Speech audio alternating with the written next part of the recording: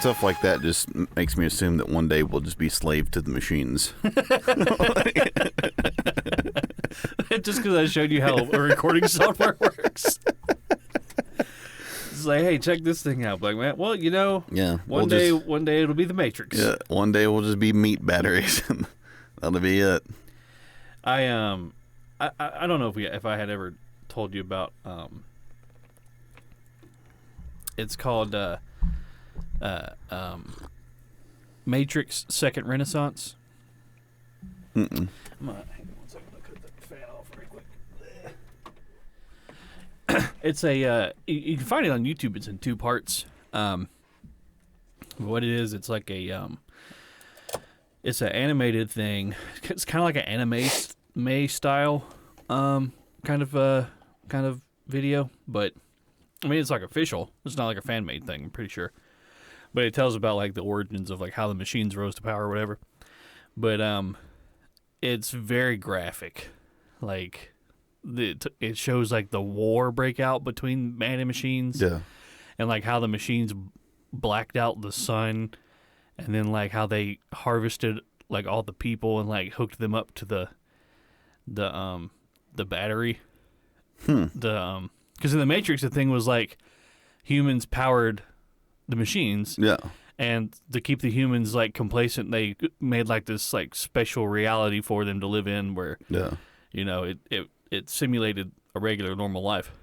But like before the machines got to that, there were several iterations of the human battery thing that they had. Yeah. And one thing they had was to keep humans in constant agony. Oh God. Yeah. So they had them like hooked up to all these like tubes and shit. They would like keep them alive like while they tortured them. Had like battery clamps on their nipples. Yeah, it was shit like that. So it was like, well, I appreciate that they went to like VR chat eventually.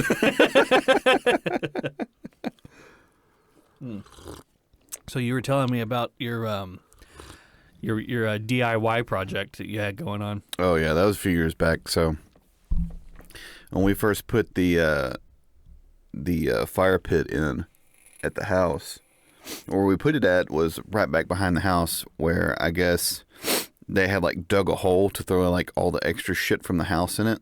When they were building the house? When they were building the house. Yeah. And it was built like in 2001. Yeah. So it had been a while at this point. Yeah. And so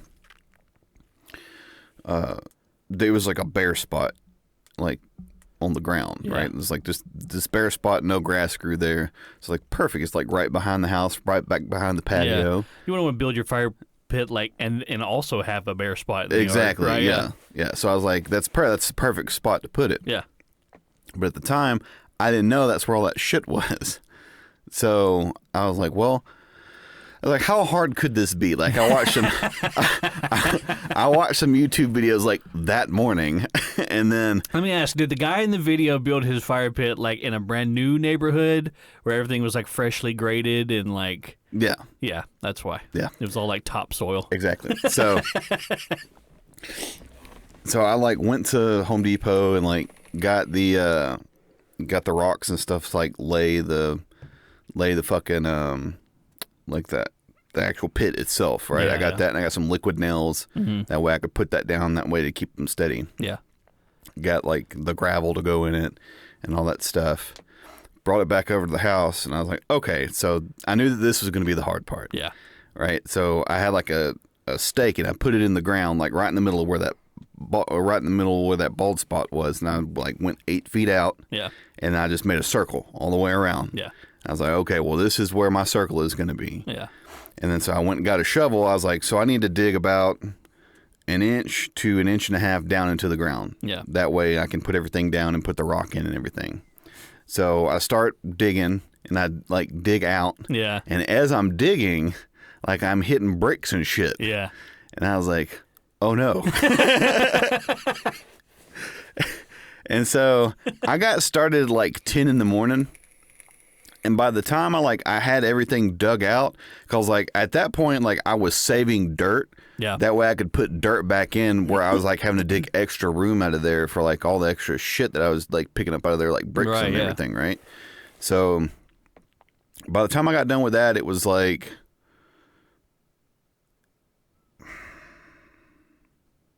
8 o'clock at night. Fuck. Yeah. Like I went like It's a long like day. from 10 to like 8, right? It's a long day. And I was fucking mad. I was not having a good time. And the worst part about it was that I couldn't just like dig it up and just like ho hum like whatever. Yeah. Like I had to like where those rocks went Yeah. to like actually build like the pit itself. I like went and got a fucking level. Yeah. And like made sure it was level. Made sure it was flat. Made sure it was fucking flat. That Yeah. was the hardest fucking part. Getting the earth flat. Getting the earth flat. So, cause like I like put the rocks out and they're all like Yeah. like this, and it's like 8 o'clock at night. And I'm like, and Allison's like, come inside. I'm like, no, I'm not coming Yeah. inside. Like I've got this started. I'm not leaving Yeah. till it's done. Yeah. And then so I'm like out there with like a flashlight, like hanging off the side of the porch, like pointing down so I can see what I'm doing. Yeah. And so I finally like get everything leveled out, and like I just go ahead and start putting the fucking fire, like putting the pit in or Yeah. whatever. And it turned out great, turned out perfect. Yeah. But You like, had to work for it. I had to work. Yeah, I certainly had to work for it. And so I like came inside, and it's like 10 o'clock, and I was like, never Yeah. again. You didn't even feel good about it. I didn't feel good about it. I was like, we didn't use that. She used the fire pit. I didn't use that fire pit for like 2 months. You just had a principle. I was like, I hate that fucking thing. I don't ever want to see it again. It was a Pyrrhic victory. Yeah. Well, you know, when I saw you at Home Depot, was it last Sunday? We ran into each other. That was my third trip to Home Depot. It's always like that. You're never going to make Yeah. one trip. Yeah. So, my project was right in front of my house is this well, it used to be lava rock, and it was like, it was partitioned off from the rest of the yard by larger rocks. And after so many years of like cutting grass and weed eating and like, you know, grass seed getting over there in that stuff, lava rock is very porous. So water gets down through there real easy Yeah. and stays down there. So you have grass and weed seed down in there with lava rock on top. So weeds started growing through. And it just kept getting worse and worse to the point where it looked like a section of the yard partitioned off from the rest of the yard with Yeah. rocks. There was like, you couldn't even see the lava rock anymore. No. And then I was just like, just kind of, you know, I didn't really take care of it that well. Like, it had a bunch of leaves in it and, like, dog shit in it, and just didn't look good. And then about 4 months ago, I was like, all right, what I'm going to do is I'm just going to dig all this up, and it's a lot. It's from one end of the house to the other. And that area underneath the porch, which that was not fun to dig at all. Sorry. And I started digging, and I probably dug like a 5 by 4 area, 5 feet by 4 feet, Mm-hmm. and then my wheelbarrow broke, like the handle of it snapped off, and it snapped off after I had filled it up, and it dumped over in the course. azalea bushes. Of course. Yeah, of course. Like, where else would it dump? It wouldn't dump over here in the hole that I'm trying to fill. So I was like, well, I'm not going to fill up a 5-gallon Home Depot bucket with dirt 5 billion times and carry it across the yard. I'm not doing that. So for a while there, we just had this like hole in front of the porch and then like a bunch of weeds. It just would look terrible for a long time. And I was like, okay, I'm finally going to get this done. And so I went to Home Depot and like I borrowed Dad's cart that you can hook up to the back of the lawnmower. That made it so much easier. And I got like the weed blocking material, you know, that like fabric that you roll out. Yeah. And I got, I think, 5 bags of mulch. I don't know why I thought that was going to be enough. And so, Like you see that bag of mulch, that's about as much as it spreads. yeah, yeah, pretty much. You essentially like need to lay them side by side, Yeah. and that's how many you're gonna get out of it. Yeah. Well, I got home, and so I still had to dig up the rest of it. So the majority of the day was that, just me digging. And it was so hot. It's and always the hot. ground was so when you get ready hard. to do stuff like that, the Yeah. ground's hard and it's really hot. Yeah. It can't be like a nice, cool autumn breeze No. with nice, soft ground. Yeah. No, it's always like, What was it that God said in Genesis? It's like you'll work the earth by the sweat of your brow. yeah, truer words never spoken. It's like that scene from Holes, where she's like, "I'm tired of this, Grandpa." Well, that's too damn bad. I was both of those characters, like in my head. I was like, I want to stop, and then I was like, I can't stop. I can't stop in the middle of this. I gotta finish this. So The adult in your brain's like, no, you yeah, gotta I keep know. going. Fuck that guy. So, yeah, I finished digging all that shit up and then laying out the weed block, and that took for fucking ever. And then I went to Home Depot again and got 7 more bags of mulch. And so that 5 plus 7 bags that I got about half of it done. So the next day, Sunday, I had to go back to Home Depot, and I got 10 more bags of mulch, and it just covered it. Yeah, like, oh, thank God. Yeah.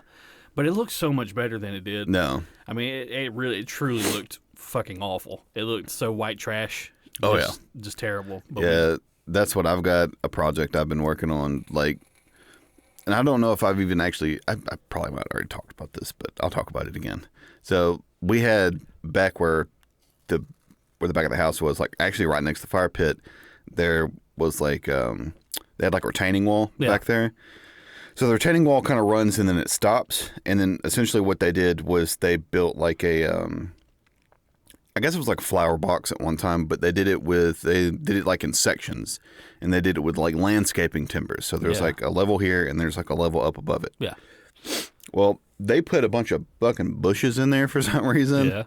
And in the flower boxes? Yeah, like in the flower boxes, right? And so me being a lazy piece of shit, like I didn't trim them or anything. You just I let was them grow. I just let them fucking grow. And so it eventually, like, they got fucking huge. Fucking massive. I don't know what kind of bushes these were. Yeah. But they were fucking massive. So, like, last year, I should have took care of it last year. Yeah. But last year I was traveling a lot more for my job and everything. So it was just like, I don't want to deal with this. Like at that point, it's like, I'll save up money. I'll have somebody come out and fucking take care of it themselves. And then I got the new job that I have where I'm home all the time. Right. Like I don't. So you see it more. Yeah. So I see it more. More right? of a part of your life now. So I was like, well, I'm gonna go take care of this. And so like, it's so big that I'm having to take it out in sections. Right. Because you look at it and you think it's just one bush. No. But it's not. No. It's never. And somehow easy. or another, kudzu got up in it. Oh God. So, and the shitty part about it is there's a crepe myrtle that's like right next to it, and the kudzu grew over into the crepe myrtle, right? And then so like I go out and I'm like, first of all, like I can't get to it with a chainsaw. Yeah. Just because of how fucking big it is. Yeah. How dense it is, right? So I'm having to take like loppers to like get to the middle of it. To get to the fucking middle of it. But I haven't even like cut back all of it yet. Yeah. Like I've just cut back sections to pull out the root. Right. Yeah. So I've pulled out like 3 of the 6 roots. Mm-hmm. But I don't really have like a burn pit or anything I can do with it. Yeah. So I'm having to stick it by the road to have the city come by and pick it up. And so I can only put so much of it out there at a time. And I was telling Allison, I was like, by the time I get done with this project, I was like, they're going to fucking hate us. Oh, yeah. Oh, yeah. They're just going to dread going to your house because the guy that always has the trimmings for us to get. And it's so crazy because it looks like it's so fucking much out there by the road. Like the last one that I did, it was like a pile, like this wide by like this tall. Yeah. And for like people that you can't see this, but I'm holding my arms all the way out. Yeah. And it's like a good 5 feet tall. And this has been 4 weeks in a row. So you have like a massive sticks and twigs and bush and brush like the size of like a Volkswagen Beetle sitting out on the side of the road. You know, and every Tuesday they come by and get it. Fuck. I gotta. Yeah, it's your job. You're gonna make people quit. Imagine if like all the other people on like the side of your road or like on your street, like they got inspired and started doing all their own projects, and like they just turned the corner one day on your street and just every house down the street, it's just got piles and piles of shit. I think the people on our street like have kept up with their shit more than we have. So I think it's really kind of true what the statement is. It's like if you let things get out of hand. Yeah. You know what I mean? Yeah. Yeah. Like it's best when you see a problem to just go ahead and address it. Tomorrow's problem for tomorrow's me never pans out ever. Tomorrow's me always loses. Yeah, like that's something future Wesley can worry about. Yeah, past Gary sucks. I hate that guy. He's put me in a lot of terrible positions. Yeah, that dude that like near the front of your neighborhood with like the perfectly manicured lawn. He's not there anymore. Like, oh, really? Oh, yeah. And, like, there's fucking weeds and everything. So the person that moved in just, like... I don't give a fuck. Like, stamped all over his legacy. That dude's yard, like, each blade of grass was like a carbon copy of the one next to it. Like, it was kind of amazing, It kind of was, yeah. Like, it was so perfectly, like, across the top, like, perfectly level, cut the same way. It was like Dad said he thinks that the guy gets out there on his hands and knees with a pair of scissors and like cuts each blade individually. I wouldn't like. He fucking may have. Well, that's the thing is like I remember when he did live there, is that he was out in that yard every single day, every day. I'll never be that person. Nope.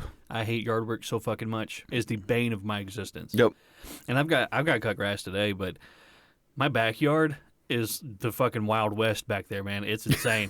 Like, eventually I'm going to have to get back there and do something about it. But that's future Gary. That's future Gary's problem. That's not me. I'm living my best life right now.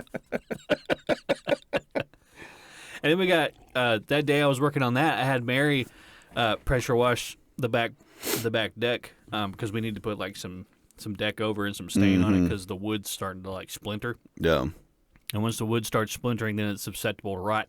Yeah. And I would rather pay whatever it costs to paint the thing than to have it rebuilt. Yeah. Or, collapse while I'm standing on it. So we're going to eventually get that done.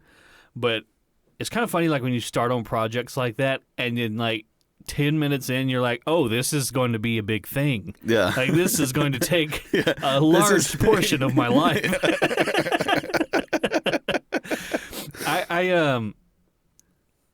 So the dumbest purchase that I have ever made was the doggy dooley. It was the septic tank for my dog's poop. Oh, yeah. So they market it as this like thing that you dig a hole in the ground and you put this thing down in there. Yeah. And you fill it up with water and you throw these enzyme tablets in there and you just flip the lid up and you drop your dog poop in there and you close the lid. Yeah. It sounds great, right? But if you're going to go through the trouble of actually picking up your dog shit out of your own yard, which, let's be honest, probably nobody does, just put it in the trash. Yeah, why would you? Just put it in the garbage can. Yeah. So I paid for a hole in my own yard. I paid $80 to dig a hole in my own yard is essentially what I did. And it was like, so the hole, it was a decent hole. Like, so what you have to do is you dig like a square hole. Yeah. That's like, I think it was 3 feet deep by 2 feet. So it's a square, 2 feet around, 3 feet deep, whatever. But in the middle of that, you have to take post hole diggers, which I don't know if anybody listening has ever used a pair of post hole diggers. That's awful. That has to go 5 feet deep. So the post hole diggers themselves are about 5 feet long. Yeah. So I probably made it about 3/4 of the length. I was like, this is good enough. Well, the idea is that you fill this thing up with water, and it retains the water. Yeah. But where I live, it just, you put water in there, and it just went away. It just sucked off into the fucking ground. I don't know where it went. It just, every bit of water that I put in it, it just soaked it right up. So I had like this like damp hole full of dog shit in my yard.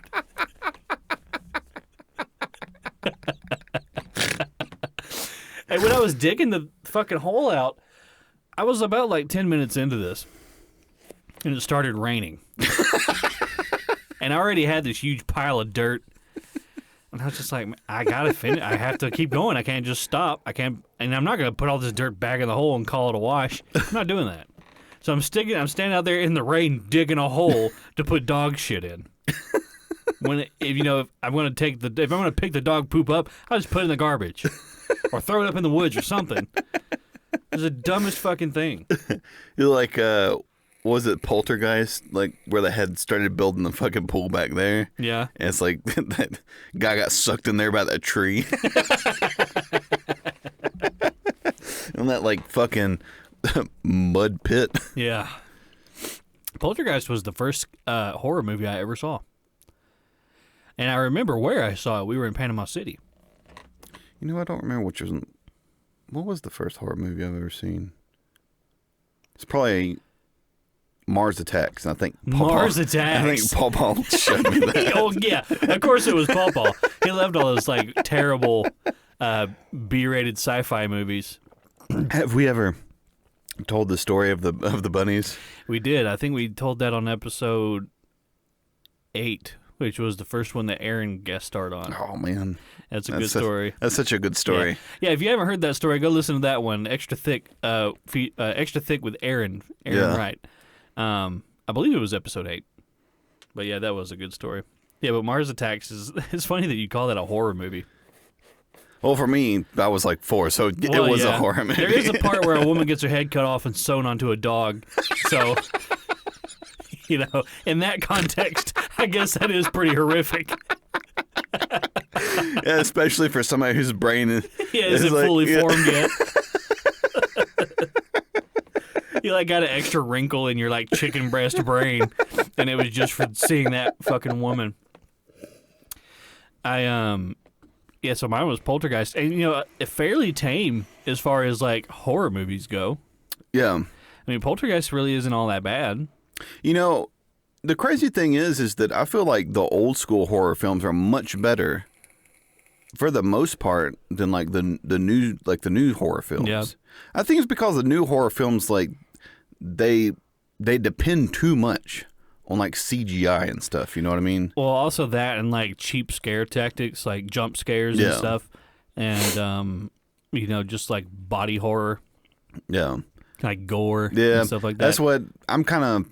I've never been like real big like on the hack and slash stuff. Mm-hmm. Like it just kind of makes me queasy. Like it doesn't really. I don't really have like any kind of like moral opposition to it. It's just kind of like it seems cheap to me. It's like a cheap, gimmick. No. I think good horror is like, something that can like really happen. Yeah. You know what I mean? Or if it is like a supernatural thing happening, or like like a monster or something like that, never show the monster. Yeah, because it's always scary. Whatever you are feeling and thinking is always scarier. Because what you make up in your mind is scarier. Right, yeah, absolutely. It's sort of like, I think a good, like if you want to talk about one of the best horror movies that I've seen, this was quite a while ago, was the very first Paranormal Activity. Yeah. Just because of the way they shot it, I think. The way they shot it was like from like a home security type deal or whatever. I think that was the first one like that. There's been a bunch since, but I think that was the first one. I watched like the second one. I was like, nah, it's the same fucking premise. Yeah. Like I can't. Same thing. Yeah. But it just gives you more, it gives it like a through line. Right. But the first one is like, they never showed the demon, right? But you knew it was there. Yeah. Like all the time. And it's just like this feeling of like uneasiness. Yeah. Like the whole time. It's the same thing like with you. Have you ever seen The Exorcist? Mm. Right. So if you watch The Exorcist, like there's not like a whole bunch of like jump scares and stuff. Like it's just like this feeling of like uneasiness like the entire time. Right. So it's just like the whole time it's got you at like a 8.5. Yeah. It's just like you don't know what's getting ready to happen, but you know that you don't like it. Right. Yeah. Like, as opposed to, have you ever seen Drag Me to Hell? Yeah. Yeah, so that movie was fan-fucking-tastic. Till the end. Right up till the end. Right up till the end. Because, like, the premise of the movie was actually really, really good. right? Like there's like this gypsy woman, Yeah. right? And then she like Madame Zeroni. yeah, she like puts a curse on this girl, and she's like in 72 hours or something, like a demon will drag, like hell will open up, you know, be dragged down to hell. Right, so like the whole time and like all this, it's not like normal day like shit like up until that point, right? Yeah, there are things afoot. Yeah, it's not like she's getting a bagel. Just right there in Einstein Bros, just straight to hell. But like the movie was really good, like up until the point where they take the goat in there to like put like a demon in the goat. Yeah, as you do. Yeah. As, you know, so like they go in there, they put the demon in the goat or whatever, and I don't really remember. A fucking wild sentence out of context. So they go in there, they put the demon in the goat, yeah. And so, like, they put the demon in the goat, and then like all of a sudden it starts talking, but you can see its teeth the whole time. Yeah. Like sort of like the Sonic thing that you sent me the other day. Yeah. And then the demon like the goat freaks out and like bites this dude, and then the dude like of course he's like doubled over. Yeah. And then he's like, wah! Like, and then he like starts floating up and he's like dancing. And I remember sitting in the movie theater, I was like, they ruined it. I was like, damn you, Sam Raimi. Yeah, you fucked it up. You couldn't let it go. He So I had said that, you know, jump scares are kind of a cheap gimmick, and there are a lot of jump scares in Paranormal Activity, but a lot of like the scariest parts of Paranormal Activity is like when you're just kind of peering into the darkness, right? Yeah. And you're just kind of like you're trying to see. Yeah. And we've all been there, right? Like when you're a kid and like you wake up in the middle of the night and there's some dark corner of the room and you're just kind of you're trying to make out what it is, but your brain never gets like a full picture. Yeah. That's what's scary. It's like the unknown. Yeah, because your brain kind of fills in the gaps, right? Yeah, so it's like when your brain's doing all the heavy lifting, that's when it's really scary. Instead of being like, man, let's go back to sleep, it's like, oh, there's a demon in the corner of the room. Yeah. Yeah. It's like, I'm pretty sure that's what that is. I imagine a lot of that is like leftover like evolutionary stuff from like, living in like trees and caves and shit. And it's like, am I seeing a saber-toothed tiger? Is that what that is? Yeah, what is that, a bear? Yeah, what is that over there? Yeah. That's probably what a lot of that is. But it's like, if you're a kid and you wake up and you very clearly see a goat dancing, yeah, it's going to be a little spooky, but at least you know what it is, right? Yeah. Like, that's a goat. And it's not supposed to be doing that, but at least I can tell what it is. Well, that's the thing, like, is as long as, like, I can see what it is, like, then you kind of take some of what that is away. Yeah. Because it's like, okay, well, now I know what that is over there, so I don't really have to worry about it. I put a face to it now. Yeah. Well, let's bring in the podcast. Hello, everybody, and welcome to the 28th episode of the Thicc Bois podcast. We are encroaching on 30 episodes. Ooh. This makes 3 weeks in a row. It does. We're fucking rolling. Yeah, I think our all-time high is, 5? Yeah. I don't know how we did that.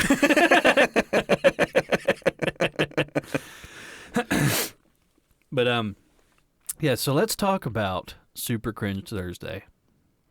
Boy.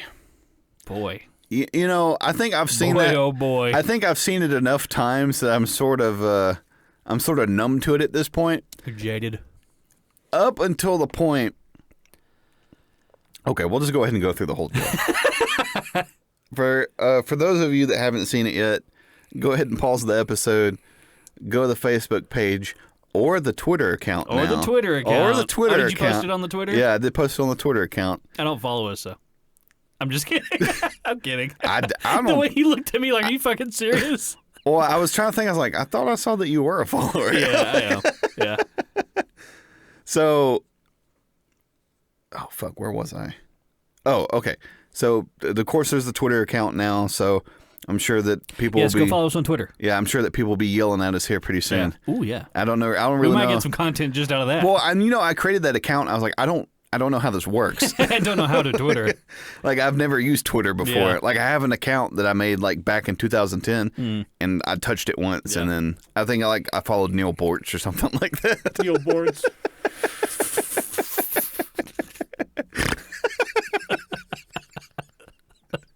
It's so funny.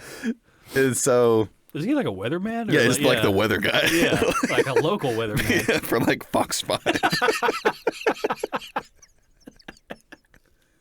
And so... Oh, fuck. Okay, so go follow us on Twitter if you want to. You don't have to or whatever. You probably should, though. Not that we really post that much, but... Yeah. You know what it is. Yeah. If you're listening to episode 28, you know how this show goes. So... Anyway, go pause this episode, go watch the video, and then come back and you can join us in the deep dive. Yes. So yes, it's a deep dive for sure. So who is this person? I've never even figured that out. So, he is an aspiring actor, from what I've gathered, just by reading the comments. So this is it's hearsay as hearsay can get, right? He's very clearly a theater kid. We all remember the theater kids. The thespians. Thespians, yes. And I was a band kid, so I know I really don't have a whole lot of room to talk, but theater kids are their own thing entirely. Yeah. So he's sitting there, and he's recording, and I don't know if he's doing a character. He says, "Hi, my name is Charmander," which, of course, is a Pokemon. Yeah. But that has nothing to do with the premise of what this video is. is. Bit that he does, right? So he's positing this in this bit as if he's just met you and he wants to show you this thing that he can do, and he says, "I can turn into a wolf." Is that what it is? Yeah, he's like, what is it he says? He says, "I can become a wolf." Well, no, he makes it seem. He goes, "Can I show you?" He's like. He wants to show you something, right? Yeah. And so, like, I'm assuming I'm like, oh, he's gonna use flamethrower, like. yeah. The whole time you're like, oh, hi, I'm Charmander. I want to show you something. Okay, Charmander, you're a fire type Pokemon. What have you got for me? What do you got? I can be a wolf. Yeah. Wait a second. It's like, what TM is that? Yeah. Charmander used turn into a wolf. That's not even a Pokemon. That's just a regular animal.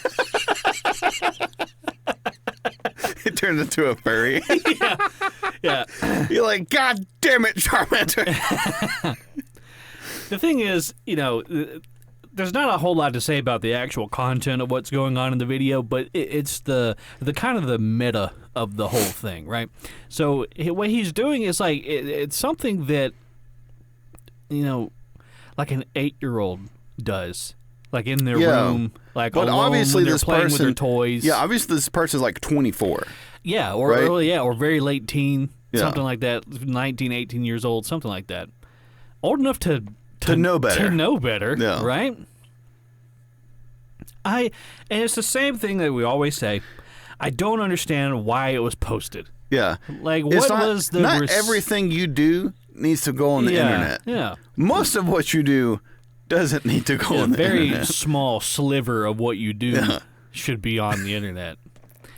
It's just, I don't know what kind of reaction or... I don't know what he was looking for. I don't know. It's like a mindset or a headspace that I just can't put myself there. I think you remember, like, as a kid, like, you'd do something weird. Yeah. And it's like, and you're like, I don't know why I just did that. Yeah. Like, you'd like have like a mini freak out or something. It's like a moment of like clarity. Yeah. Right? And you have like post freak out clarity, right? And you're like, why did I do that? There's a lot of steps that you take when you post something to the internet, especially when you upload it to YouTube, because you have to like upload the file and then like fill out a description and write a title, and then you got this publish times. Pick your thumbnail. So there was a lot of steps and points where he could have said, you know what, I don't think I want the World Wide Web to see this. I wonder if he thought that it would become what it became. I want to know what he thinks about it, having became what it did. If he's like, that's what I was looking for, or like, wow, I really did it. This is my vision was fulfilled. Was it his was it called a Magnus Opum or whatever? Yeah. Magnum opus. Yeah, Magnum Opus. Yeah.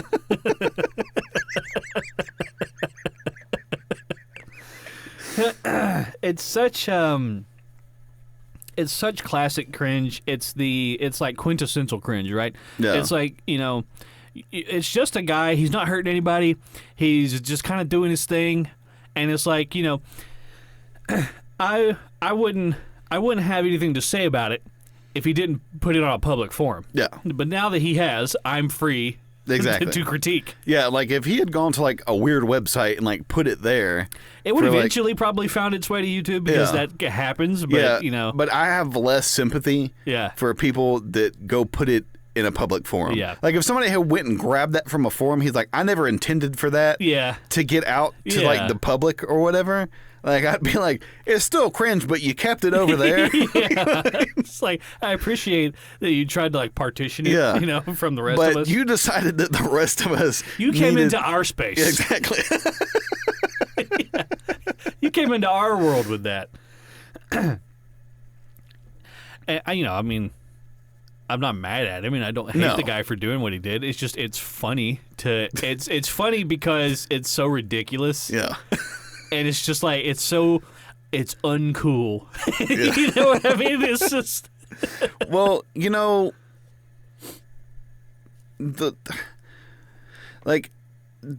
the body movements are very like they're weird. they're like exaggerated. They're exaggerated. That's why I think he's a theater kid. Yeah, not so much exactly. just because of the way he's acting, but because of the way he's acting. Like his Exactly. body movements are very like exactly. Theater. Yeah. I remember times have changed Yes, they have. because I remember had somebody done something like that when I was in school, like it wasn't so much people putting hands on people anymore, Yeah. but You'd have got your ass kicked. you might not have got it kicked, but you're going to get made fun of. Yeah. I think you would have got your ass kicked. No, the other theater kids would have done it with you. Yeah. One kid would have came over and be like, "Hi, I'm Bulbasaur. I could turn into a cardinal, A worm. a worm. I can turn into a water bear, tardigrade." Some just offshoot, totally unrelated thing. And And I'm not saying that the people who would have put their hands on this young man would have been in the right. You have no right to assault somebody. no. But you do have to be aware that there are people out there who will who assault will, you who for will do acting that, way. right? And it's just the craziest thing to me. Yeah. Because it's like I remember that you used to have to go look for it. Like if you wanted to find cringy stuff, Yeah. like it was like an offshoot. Like, you're like, oh shit, like what Yeah. is this? You had to go digging. You had to and, go like, dig for yeah. it. That shit is everywhere now, Yeah. right? Yeah. So it's like the video that the upcoming Super Cringe Thursday video. Yeah, that right? one's on TikTok, isn't it? Yeah. It looks like a TikTok. I found it on YouTube. Like I don't have TikTok, so I don't really know Is how. it a YouTube short? It's a YouTube short. That's their version of TikTok. Exactly. So that one is so bad. That one, I want to talk about it now. That's how much I want to. I love that one. But it seems like now, and the weirdest part about it is that you have older people doing cringy shit, like people that are like Yeah. our age. Like, dude, you are in your 30s. What Yeah. the fuck are you doing? Yeah. Oh yeah. Even older than that. There's people who are like 50 who will like do lip sync videos, and it's like It's like, do you think that those kind of people have always been, or do you think it's just because they're using this platform that promotes cringy stuff? So then you they think they think kind of like found they think found that their it's- place. Well, they think that that's what people are looking for. That's what's going to like make them famous or whatever, like TikTok famous. And so like they're like, oh, if I just follow this trend, Yeah. it's like maybe everybody will see mine and then I'll become famous, right? I mean, maybe. There's But no way. I refuse to believe that there are that many people. It's weird to see. It's one thing to see like a teenager do something stupid and cringy because they're still Yeah, I have more forgiveness yeah for they're them. like growing up and like they're because- finding their way. Exactly. And, I was very lucky that the internet was not what it was. Like when I was a teenager, because I'm sure I'd have done some real stupid shit. Yeah. But it's, I don't, what I don't get is the people who are like, middle-aged and into like their 50s and 60s that are doing it. And it's like, I don't know if they're like trying to hold on to the youth.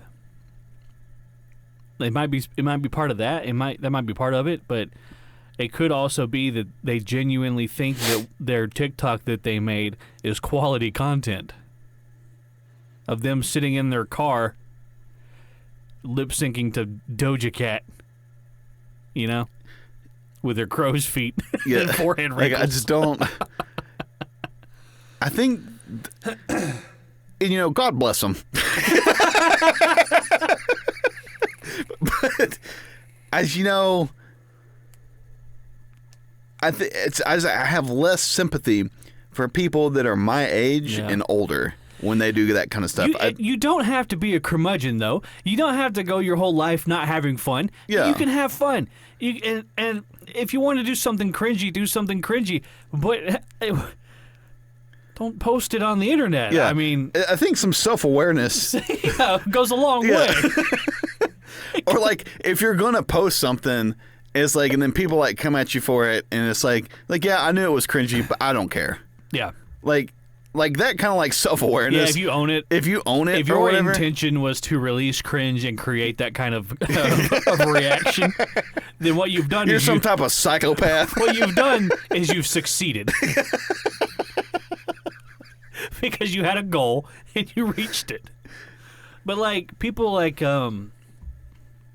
take for instance Joey's World Tour. I don't know if we've ever talked about Joey's World Tour on the podcast. But he he's like he's probably in his he's probably late 50s, something around there. And go look him up on YouTube. It's Joey's World Tour. It's like Joeys World Tour. And what he does is he does these quote unquote food challenges. So when you think of like a food challenge and think like, like the cinnamon spoon challenge and like the milk chug challenge and things like that. He'll be like, hey guys, today I'm doing the nacho cheese chip bowl challenge. Like, that's not a challenge. That's you not just a challenge. made that up. It's just an excuse for you to eat a Jethro bowl of Tostitos chips and Cheese Whiz. And that video in particular is pretty bad because he's sitting in his car doing it. And it kind of looks like maybe he's backed into a parking space, like behind a Wendy's, kind of in a public area. And he sticks his head in this giant bowl. And when I say giant, I mean giant bowl, like a comical prop-sized bowl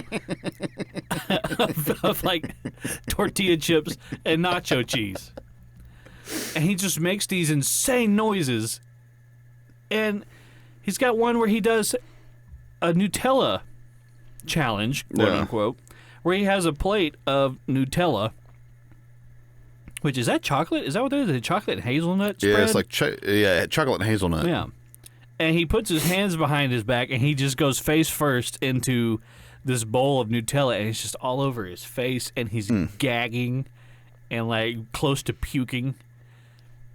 And it's like 5 minutes long. And when you watch it, you just have to be there.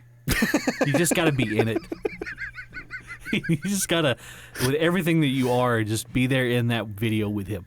And it's like I said, after he washed his face off in the sink and wiped away the Nutella, he got his camera. He previewed what he had just done.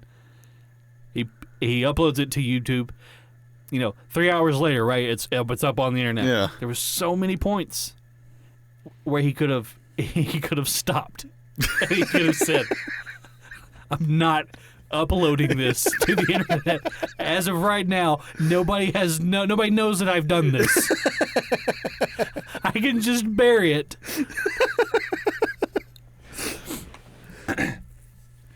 But no, he put it up there proudly and loudly. It's like, just because the internet is such like a new thing, and we've done some real wacky stuff with it, like, Do you think that these people, one day, on their deathbed,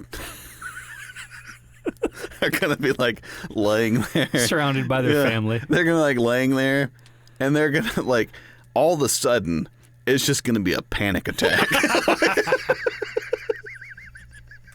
Right, just gonna remember the Nutella challenge. Yeah, it's gonna like a panic attack. Just gonna like, remember, hi, I'm Charmander. Yeah, it's gonna be like, I've wasted my whole life. But I guess. Well, fuck. I guess who am I to say they wasted their whole life? I mean, That could have been exactly what they wanted to do. Yeah. But to me, it doesn't seem right. No. If that's what they wanted to do, then more power to Yeah. them. I'm happy for. If it made them happy, I'm happy for them. Yeah. But to me, it doesn't mesh. Yeah. I guess just, dude, you're sitting in a car behind a Wendy's with a large bowl of chips and cheese. Yeah. It's like, and you probably got the car turned off, so it's probably hot in there. Yeah, it's getting warm. Stagnant air. Yeah, you don't want the air blowing. You don't want that getting picked up And on the then mic. you have to like drive home with like this. Yeah, the drive home, just silent drive home. With that cheesy bowl sitting in the passenger seat. Stopping at a red light.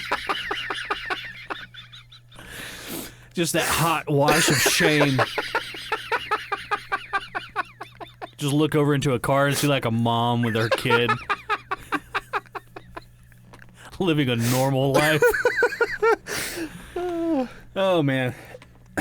If you do go watch any of Joe's World Tours videos, there's one video that he has taken down, but it's been put back up several times. So I kind of feel bad for making or poking at that one because he doesn't want that one out there, but he put it out there first, so Yeah, well, it is what it is. It's called the Chorizo Challenge. You've seen that one, haven't you? That one's a rough one. He makes an attempt. He makes a good attempt to eat an entire sleeve of raw, uncooked chorizo, which is Mexican sausage. With all the spices and... The thing about chorizo is it's like 99% spices and like 1% pork sausage. It's like mostly spices. It's not even 1% pork sausage. It's like 98% spices, 1.5% fat, and 0.5% sausage. Yeah. Like the actual meat itself. Yeah. It's So delicious cooked. It's wonderful, but it's so greasy. Oh, yeah. It's like if you've ever cooked it at home, it's just like, where the fuck is all this grease coming from? It's the same thing with Italian sausage. Yeah. Like if you make zuppa Toscana. Yeah. Like if you like try to save it and like put it in Tupperware and then like put it in the fridge. Yeah, you get like a half-inch thick layer of grease gets to the top. It's like you go to eat, you're like, Yeah, I'm just going to spoon that out of the way. That might not be so good for me. But he tries to eat a tube of raw sausage, which is, dangerous to do. You can get very sick from doing that. But he's fighting his way through it just like a man on a mission. And he's gagging and his face turns as red as your shirt and the tears are coming out of his eyes. My favorite part is when he puts it in his mouth and he puts his hand over his mouth like this and he goes and it's like it pushes the chorizo out of his mouth and like some type of like Play-Doh. Yeah, out between his fingers. And he's like, no. It's just like tears rolling down his face. He's just like, why are you doing this, man? Why are you doing this? At least he did that one at home. He wasn't sitting in his car where somebody could have witnessed. And another thing is, too, why is his channel called Joey's World Tour? Yeah, he very clearly just stays in town. Yeah. I mean, it could be like Joey's like town tour. Like you're sitting behind the Wendy's.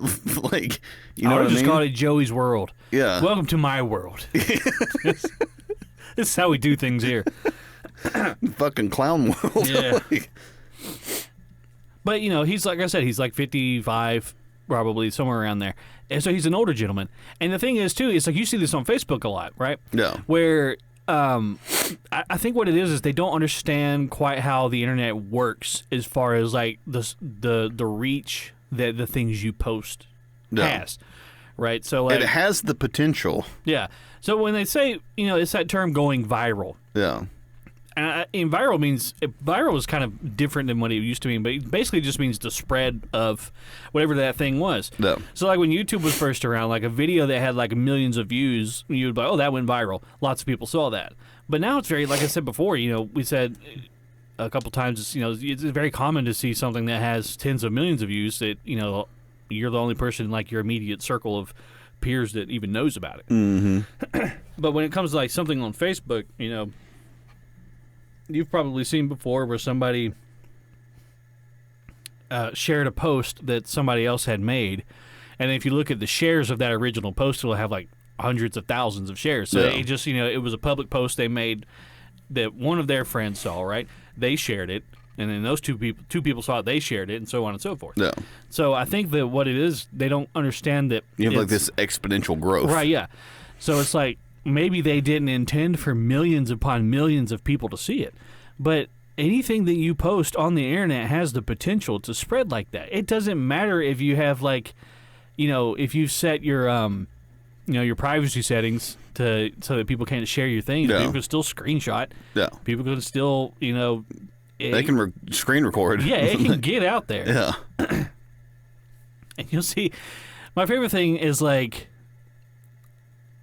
So, like, I love it when I get, like, obviously fake profiles, like friend requests and stuff, because I like to fuck with them. And a lot of times they'll have, like, a picture of, like, a very beautiful woman, a very, like,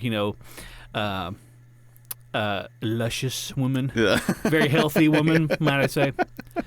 And she has her personality on display in her profile picture. I like to go to the profile picture and look at the comments of like the people who have accepted the friend request from this fake profile. It's always the same kind of people. It's always the same kind of people. It's always some older man.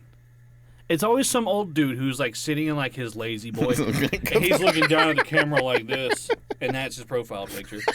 And he uploaded it 10 times for some reason. And he just says the wildest shit right there in the public forum. He'll be like, hey, baby, I want to suck those tits. This is like somebody's grandpa. It's like, I don't know. And then you go look at his profile, it's like he says he's been married for like 50 years.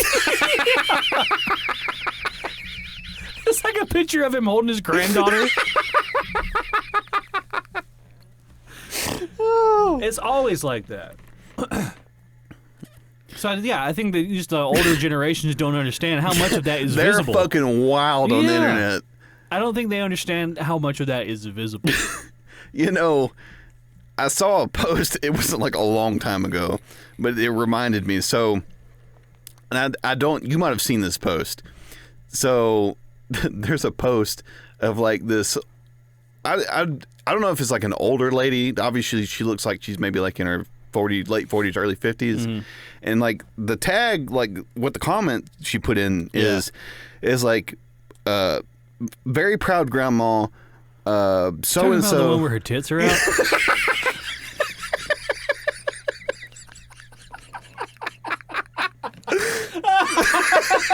Yes. That's one of the funniest posts I've seen that I've ever seen. I've seen that and then one. The lady below it, she's like, "Oh my God, what are you doing?"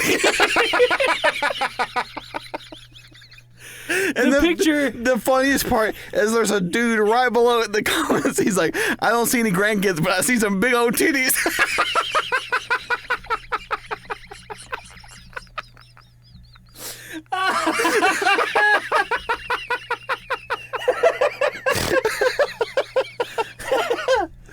Oh God! And he was probably like, yeah, I don't want to speak for anybody involved in this situation, but he was probably somebody like, I don't know, she grew up with, or maybe in a close, friend capacity. But the picture for anybody who hasn't seen it is, I don't know how to tell you to find it. Google grandma tits or something. But it's like, she's like laying out on like her, I guess her back patio or whatever. She's like laying on like a lawn chair. Yeah, obviously she's like in a private setting, probably sunbathing on her back sunbathing patio or something. And she's not trying to be lewd. I'm not sure. No. Well, I mean, maybe She was to her in husband, that moment, but she was obviously trying to be lewd. Yeah. She took that picture for someone. yeah. But she's laying there and she's got like the phone kind of down to her side, and she takes a picture, and like her breasts are very well and exposed. Yeah. It's very like You see them both. you see them both, and you see all of them. And she just very proud grandma. She just uploaded the wrong picture. Oh, God. Look at that dude's comment. I don't see no grandkid, but I see some big old titties. And she's in the comments like, "Oh my God, how do I delete this? I didn't mean to upload this picture." Oh, God. He could have left well enough alone and just done the right thing and I'm glad pretended he like did, he didn't because see that was it. the funniest, one of the funniest comments I've ever seen.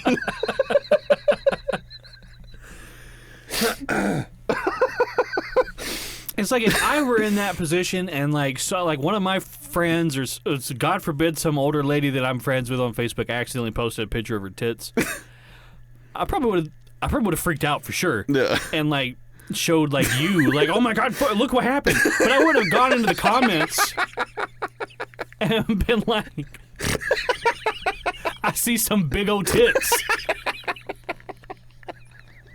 Because that makes me culpable to this entire situation. I'm a part of this now. Oh, God. That's probably one of the funniest posts.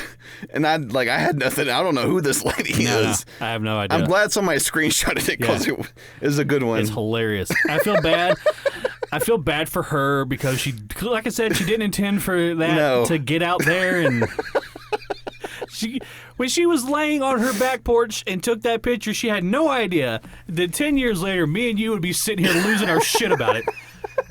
But that's the power of the internet. Oh, God. You got to. I really wish that somebody would and this might be a thing, but I wish that somebody would do like a class or a seminar for the older generations to really give them an idea of the reach the things they say and post on the internet. It's like it's not like it used to be back in the day where it's just like your friend circle like in this small town or whatever. Like, hey, like the people like where you live can see it. Yeah. And the people on the other side of the country can see it. People in New Zealand can see it. Yeah. Today. Yeah. Yeah. After lunch, there it is. So it's like everybody across the world now knows what your tits look like. Yeah. Your big old tits. And they are some big old tits. It's like 50% of the picture is tit. I mean, it was. Oh, God. Even outside of like the way you should behave on the internet, it's like old people get scammed a lot. Right? Oh, yeah. And you see that on Facebook a lot too. Like fake excuse me. Fake profiles for like Texas Roadhouse. That's a big one I see a lot. Really? Yeah, it's like we're giving away a free dinner for two. It's like, just comment so and so. Yeah, or like just go to like the page, and I know what that particular scam is. What it is people will, it's oftentimes people like in India and things like that. Well, they'll make a fake page for like Steve Harvey or Ellen, and they'll get tons and tons and tons of followers, and it's usually older people who don't. Really look. They don't know. They don't understand. They don't know what to look for, right? They just see Steve Harvey and kind of take it at face value. And so this fake page will get hundreds of thousands of followers and likes and stuff like that. So it has a lot of online presence. And then what they'll do is they'll take that profile and they'll sell it to somebody. Like if me and you wanted to buy one of these profiles that already has a lot of followers, we can do that if we bought it from whoever it is that's doing this. Yeah. So that's what that scam is. But sometimes they're a bit more nefarious than that, and they ask for personal information, and they're freely giving it in the comments because they. That's so wild to me. Yeah, it's almost kind of like internet literacy in a way, and and the older generations, were kind of. They kind of already learned everything they needed to learn in order to survive in society. Yeah. So when the internet came along, it was kind of like this thing, this like fringe thing that was happening that a lot of them rejected it first, and then when it became much more accessible with like Facebook and apps and things that are very user friendly, they fall into a lot of the common pitfalls that people who were initially on the internet were falling into, with scams and things like that. Yeah, that's so wild to me, because now that you mention that, I've seen a bunch recently actually, where it's older people that are on my friends list or whatever, that I see them like, because Facebook will show me like when they've commented on something, and it'll be like, like at the top it'll say so and so commented, and then I'll look and it's like this weird Facebook page of like, it's like Toyota USA, like a percent sign. I'm like, yeah, okay, and then I go and look, and it's like, we're giving away so and so. If you just simply put your phone number in the comments, and then like I'll look, and there's like just all these people putting their phone numbers in the comments. I'm like, what are you doing? Just on Facebook. Yeah. Like, what are you doing? Yeah. I was like, your phone is about to get blown up. Yeah. You just raw dogged it in the comments with your phone number. Like, what are you doing? Like, you gotta get a new number now. Yeah. There's no other option. And, your information is being bought and sold. Regardless of whether or not you go and you do that, but that is like, it's the. But I want to make it at least a little bit hard for them. It's the difference between like working in a building that has asbestos and then going up into the attic and eating the asbestos. So, one of those things is obviously worse than the other. It's funny too when you see like people saying like just this really just out of pocket racist shit. I'm telling you, people are fucking wild. Like, I see some of the most wild shit. It's like they think they have anonymity, even though it's a picture of their face with their government name next to it. Like, I see some of the most wild shit, especially too like Facebook is like its own type of like wild shit. Yeah. But like once I started up, like I fell into the pitfall of like actually going into Twitter and like looking at it. Yeah. And so that gets out of hand quick. Yeah. So like, of course, like Twitter makes you follow somebody. Yeah. Like I couldn't start up the page just be like, I don't want to follow anybody. Like this is for the podcast purposes. Like I had to follow somebody. I saw you followed Elon Musk. Yeah. So I was like, we had one follow. I was like, who is this? Yeah. So, and like it was like him or like Lady Gaga. I'm like, well, fucking Elon Musk. Like he runs SpaceX. Like she's just a fucking singer. Yeah. So like I go in, like I follow him, like, oh, what's Elon up to? I know that he's trying to buy Twitter. He's going through a lot right now. So I go and look, and like he commented something. I was like, ooh, that's a spicy take. Yeah. And so like I click on, like I'm trying to figure out how to get to the fucking comments. Yeah. I don't realize you just like poke the fucking the whole post itself, and like I finally got that figured out. He's like, oh, just like how do I work that damn thing? And so like I open it up, and it was just like the most wild shit like I had ever seen. Just vitriolic hatred. Yeah, I was like, whoa. Yeah. And it's like, and you'll see tweets from like public figures. Yeah. And they'll be like, I fucking hate transgender people. Like, they'll just say crazy. That. And you're like, whoa, like you can't do that. Like, what are you doing? Yeah. And it flies under the radar. It's like, you have to do something like especially heinous to really get traction on Twitter. Like and I'm not trying to say that, Twitter doesn't overreact, because they absolutely do. But usually all that's kind of contained. Yeah. The stuff that gets like worldwide attention is just like, holy crap. Well, like you'll see, like I saw like really from both sides of the aisle. Yeah. I saw some pretty wild shit. Did you see anything in the middle? No. Like I saw like one or two comments that were in the middle. They had like no likes. Yeah. People just scrolled right past that. Yeah. It's like we should really try to work together and try to like put our differences aside, and like there's no likes, there's no comments. Yeah. That'd be like if you went up to two rabid dogs fighting in the street and you're like, can't we work this out, guys? Yeah. And like on one side you've got like these people, they're like kill all the Chinese folks cause the the China virus came Yeah. from China. I'm Yeah. like, nah, that's pretty bad. Like, you probably Yeah. shouldn't be fucking saying shit like that. Like, I know who you are now. Yeah. And like on the other side, it's just like kill all white people. I'm like, what the fuck? Like, it's like, how are these? How, like, number one, how am I living in a society where both of these people exist? Here's something that you got to remember: is that's where those people go. That's true. So that's where those people are. So it's not, in your day-to-day life, you're not going to run into them because No. they're on Twitter. They're not at the grocery store. They're not. And another thing is too, is like, I think a lot of people, like, they spend so much time on there that I think it radicalizes yeah. a lot of people just by spending a lot of time on it, right? Did you see that there was they had posted some analytics or something about like the average Twitter user, how much time they spend a day on the app? It was like 11 hours a day. Whoa. Yeah. Yeah, so almost 50% of your waking life. Actually, more than that, because you sleep for 8 hours a day or it's something spent like like that. in this virtual world. Yeah, that- just had this crock pot of fucking hatred.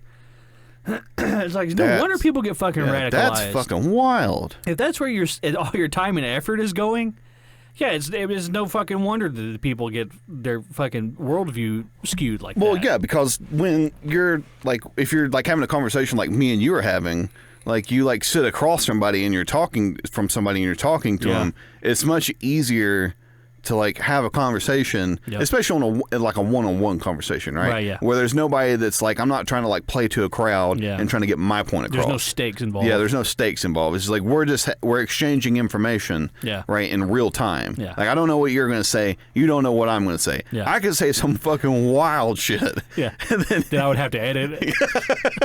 and then you'd be like, what the fuck are you talking about? Yeah, it's Whereas, like, I think, like, your brain doesn't process that Yeah. the same way when you're, like, on this virtual, like, anonymity device. Yeah, Or yeah. it's not. when you're it's looking not- at this nightmare brick, Yeah, exactly. or it's just text. So also too, tone and context and intent doesn't come across clearly, through text, right? Correct. So, I mean, we've all been there where you texted somebody something and they kind of took it the wrong way. Yeah. And so, oh, it's not what I meant. You just couldn't tell that I couldn't convey Exactly. My Right. meaning, through. Well, because there's a lot of clues that you pick up on when you're actually talking, and it's actually easier too when you're looking at somebody and talking to them, because I can see facial expressions, and I can see the way that your hands are moving and everything. There's like a lot of There's like body nonverbal language that's Yeah. going on here. That's a huge part of it. A huge Exactly, part of right. Conversation. It's like, which in all reality, like, it's actually better to probably FaceTime somebody or to Skype somebody Yeah. and like see them face to face Yeah. than it is just to even have a phone call. Right. Or it's like, and then text is good, like, if you want to like send probably information and stuff like that, or like, here, go look at this. Yeah. But as far as like having like a conversation where you're trying to convey something, I really don't think that like text is probably the way you should be doing it. No, and I think that I think that the intention of emojis was to kind of circumvent a lot of that problem, because you can, show like this is a laughing face. Yeah. But how many times have you sent the laughing face and you're just like stoic, right? You know, No. Usually I save Lamau for when I'm like actually. when something's actually funny. Yeah. Yeah. Yeah, it's humans have evolved kind Unless of. it was that picture that you sent the other day. From the Super Cringe days. It's a really good reaction picture. It's fantastic. This is so much emotion captured in that one frame. I can't wait. I cannot wait till the next episode to talk about that one. I can't wait to change the Facebook profile picture. But yeah, I mean, so people have evolved alongside other people, right? So the sociological evolution there is to pick up on body language and facial expressions Right. and people's eyes, and so much of that is happening subconsciously when Yeah. you're talking to somebody. So like you can always tell. We've talked about the YouTube channel JCS Criminal Psychology. Yes. Fantastic YouTube channel. When I found his channel, I binged everything that he had. And a lot of what he goes into is like when you have these people like murder suspects and things sitting in the interrogation room, he points out body language. Mm-hmm. And after he points it out, you're like, that makes sense. Like, I can see that. But you already were picking up on that. You just didn't, you didn't say it out loud, right?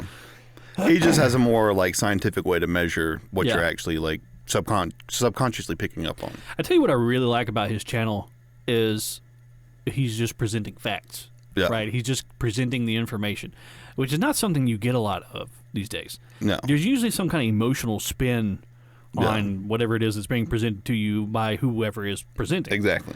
That's why I also like Down the Rabbit Hole. So Down the Rabbit Hole, he goes into a lot of, like infamous things that have happened on the internet, like infamous figures and stuff like that. But he always presents everything very matter of fact. Like, here's the chronological order of events, and he doesn't say, I think this guy's a fucking idiot. It's just, you're allowed to make that assumption yourself. My favorite is the internet historian. Oh, I love that guy. He has a bit more of an emotional spin, but he's kind of taking the piss out of people, I tell you what, one of his best videos is the Cost of Concordia. That one's a good one. My favorite that's is that's his magnum opus, I think. My favorite one that he's done is the Fallout one. Fallout 76. What a fucking shit show, man. I think Fallout 76 was the epitome of just slimy game development. Oh, yeah. You know what I mean? Especially, the worst thing I think that they did out of that whole thing, and it's kind of hard to even say that it was the worst thing, was they sold the limited edition version of the game. It was $200, and you're supposed to get all these things, right? You're supposed to get this, like, rum that they made, and, like, this canvas bag, and, like, a jacket, and, like, all this stuff. And, like, you got none of that. Like, none of that happened. So they said, we're very sorry that, you didn't get the stuff that we promised you. But if you did buy the special edition, we'll give you $50 worth of our in-game currency that you can use in the game and nowhere else. That's so fucking wild. That's so fucking slimy. That's so wild. My other favorite thing they did was when they actually released bags. They said, "Okay, fine, we'll make bags." They sent the bags out, but they're like, "Fuck, if you'll stop asking." They were like neoprene bags.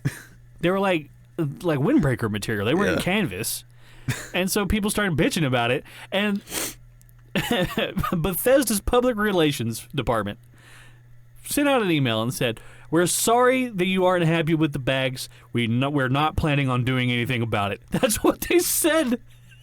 That's what these professional public relations people said. That's such a wild thing to say to your customer base. Yes. Especially when you know that you're the one that fucked up. When you're that big of a company, that'd be an insane thing if a fucking bakery in town said that. That's just, you don't do that. No. Especially when, like, 99% of your customer base is already pissed at you. Like, it'd be one thing if it was, like, less than 0.5% of your customer base was mad at you. Yeah. Even still, you wouldn't put out a memo like that. You'd do something like, "We're sorry that you're upset with the quality of the service." Yeah, you use some very corporate speak. Exactly, right? You wouldn't just tell people to go fuck themselves. Go fuck yourself. I remember watching that video that he did on Fallout 76, and it was like every minute that passed, it kept getting more and more just fucking unreal. A company of that size, a large corporation, would behave that way. It was bad behavior. Yeah, absolutely. I mean, truly, it was. It's just so fucking bizarre to see. It's such a stark contrast between that video and his video on No Man's Sky, right? Yeah. So Hello Games, it's the exact opposite. It's the exact opposite. So Hello Games kind of.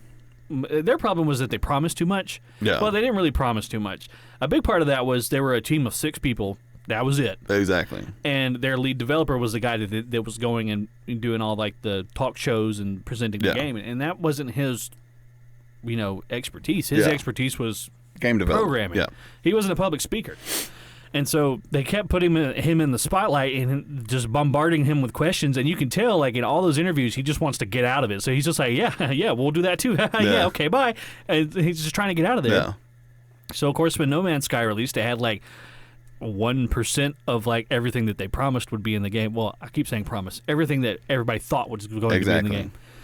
And they never sent out an email saying, sorry you're not happy with the game, suck my cock. No. They just hunkered down and worked on the game and fixed it and added things. And if you go and you look at it on Steam, I think it's got mostly positive reviews.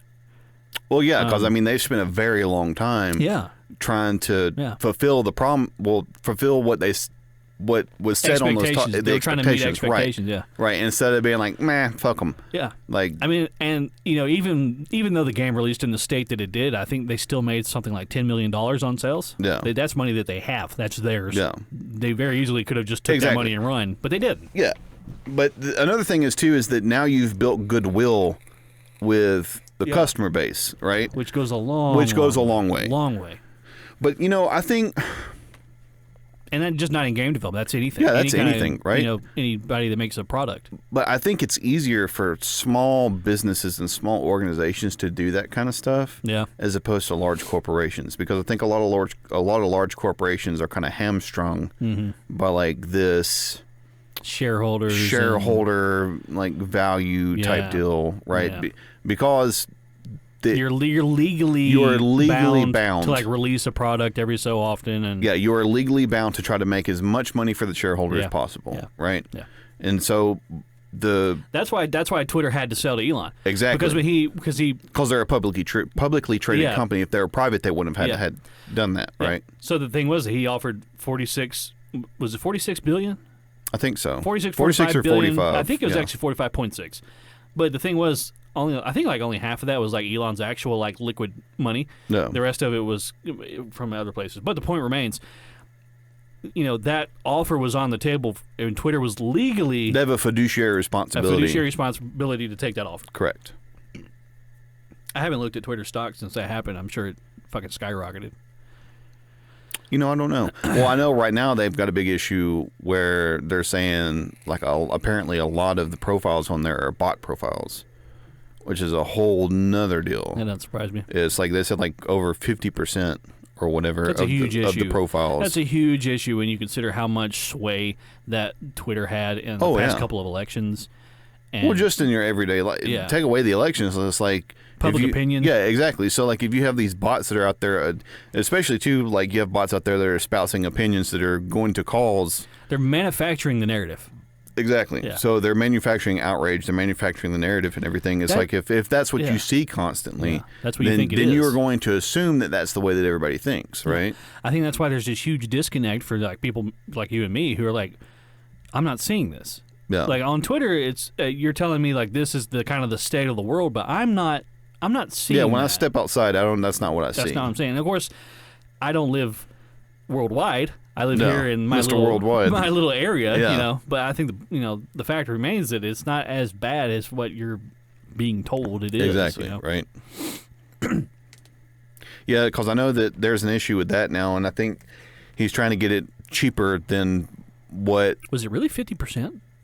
That might be a bit of an overstatement, but I know it was a whole bunch. Yeah. So even 20%. Which was, and I think Twitter had initially said that it was less than 5%. Lies. Yeah. Liars. Yeah. So he's like, I'm not going to purchase this company for that much when you have a 15, even if it's 20%, that's a 15% increase as opposed to what you told me that it was. Yeah. Right. So whatever your filing was with the Federal Trade Commission, the FTC or whatever, which you said you had active users or like real users. Yeah. It's like, well, I'm not reaching that amount of people. That's not, because if you're a social media platform, your assets are the users. The users, because you're collecting data on the users. Oh, yeah. Right. It's like nothing comes free. Oh yeah. I don't know where that notion came from. How do you think Twitter makes money? Yeah. Right. They're not just it's not for free. You're paying for it somehow. Yeah. Yeah. Exactly. Well, yeah. Free just means it's already been paid for. And the wildest thing to me is, and me and Allison were talking about this the other day, is she was watching some show with Rebel Wilson or some movie or something like that, and it was a lot of like, and I hate using this term because it's so overused, but it's like a lot of like that woke type shit or whatever. Yeah. And it's like, and it's not to say, I think that you should try to be genuinely nice to people. Like, you shouldn't go out of your way to be a fucking asshole. Yeah. Right? The issue that I have with a lot of like the leftist woke stuff is just the amount of trust that you put into like the government. Yeah. Right? Because I remember to make the right decision. The correct. Quote, so right like, decision, and I don't even really think that it's so much like left versus right. I think it's like, where do you draw the line on how much you want the state running your life? Yeah. Right. And those two things to me, like this, I remember growing up, like the left was not that way. No. Or I don't even like, you couldn't even call them the left thing because it wasn't really like the left. It was the division like, wasn't quite that large. Yeah, it was like the Democratic Party was not like this. It was more of an economical thing. Exactly. It was like they believed more in like higher taxation rates so that you could take care of like people that were in need and all that kind of stuff. And it's like, and that's sort of where I split from them. Yeah. Right? Because growing up, it was more like pull yourself up by your bootstraps and that kind of stuff. Yeah. It's like, however, it's like on a lot of like the social issues, like I agreed. I was like, yeah, it's like just fucking leave people alone. Yeah. Right? But now it's if turning. You're an American citizen, you have unalienable rights regardless of race, correct. gender, creed. Yeah. And I thought that was kind of like the line that everybody kind of agreed on. Yeah. And so like I know like with the GOP and everything, like that's where I split from the GOP. Mm-hmm. Was like they wanted like the Patriot Act and all this other shit over here. Yeah. Where it's like they're infringing on people's rights. Yeah. Right. And then the Democratic Party did like this weird flip. Mm-hmm. And it's like now they're trying to infringe on rights. And I don't know where that just came. Not like the opposite direction. Yeah, I don't know where that came from, right? And now, so you have like the GOP over here that's like doing this weird thing where they're trying to act like they're the moral superiors, where they're trying to uphold rights. And it's like, no. Yeah. It's like you were the ones that started the Patriot Act. Yeah. You got this whole thing fucking started. Yeah. So I don't know where that happened or when that happened. Yeah. Because I remember like even well, as it's like probably a slow burn. I don't know if it was like a I don't really switch that was it really flipped. that slow? Because I remember being in high school, like a lot of people were like, yeah, like treat people with kindness, but you're not going to tell me what to do. Yeah. It's like, whereas like now it's like treat people with kindness and tell me what to do.